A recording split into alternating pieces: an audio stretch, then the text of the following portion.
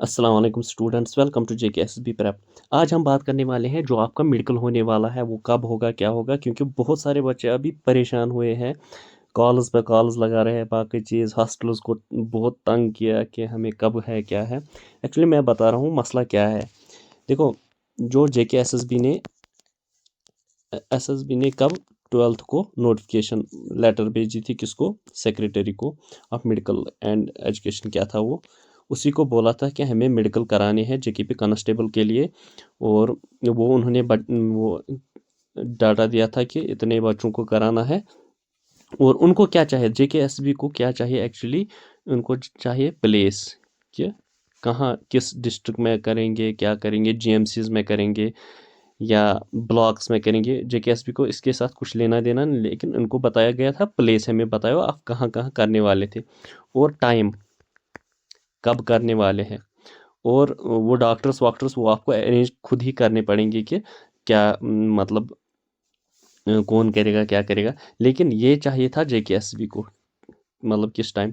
अब क्या था फिर, ये इनको भेजना था JKSB को, वापस रेस्पॉन्ड करना था, रेस्पॉन्ड। तो इन्होंने जब मेडिकल के पास ये लेटर आया, इन्होंने GMCs को बताया कि 11 GMCs है।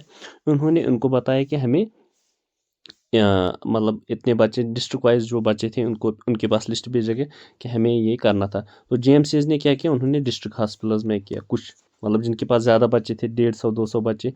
और डिस्ट्रिक्ट हॉस्पिटल्स ने कुछ बोला कि हमारे पास भी इतनी कैपेसिटी है, उन्होंने मेडिकल ब्लॉक्स के पास दिया लेटर कि अब क्या है कि डिस्ट्रिक्ट हॉस्पिटल्स ने खुद ही अपने से ही बताया कि 20 तारीख को करेंगे। कुछ डिस्ट्रिक्ट हॉस्पिटल्स ने बताया 21 को, कुछ ने 22 को, कुछ ने बोला हमारे पास इतनी कैपेसिटी है सर।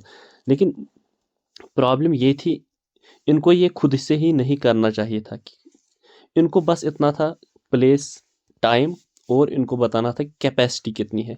सपोज कुपवारा में है, सपोज वहाँ 150 बच्चे हैं, उनकी कैपेसिटी सपोज 60 बच्चे उनको दिन में करा सकते हैं, मतलब 2-2.5 दिन तो लगेंगे। तो ये इसी तरह से रिपोर्ट कर सकते थे कि हमें इतना टाइम लगेगा और इतनी कैपेसिटी है। तो JKSB खुद सॉर्ट करेगा फिर जो लिस्ट इनके पास है, इस डिस्ट्रिक्ट में इतने बच्चे हैं, अगर ये ब्लॉक्स में करेंगे को तो ब्लॉक्स में कितनी कैपेसिटी है उसी हिसाब से फिर उस बच्चे का नाम और उसका प्लेस कहाँ होगा मेडिकल, और डेट कब होगा।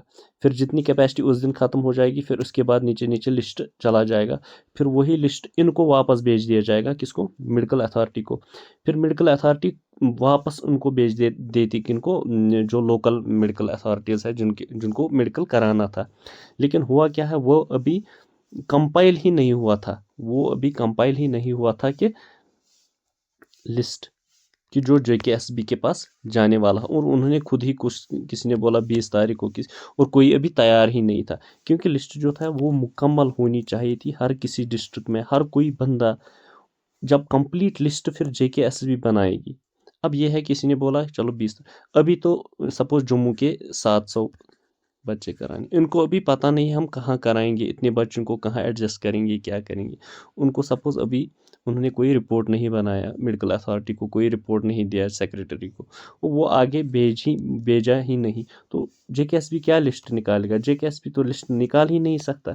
इसलिए आपको वेट करना पड़ेगा जब तक ये सारा डेटा कंपाइल ना हो जाए। जो मैंने आपको पहले भी बताया, इसको थोड़ा टाइम लगता है, क्योंकि ये 11 GMCs का मसला है और ये 3800 बच्चों का मसला है जिनको एडजस्ट करना पड़ेगा, हर किसी को मेडिकल होना चाहिए।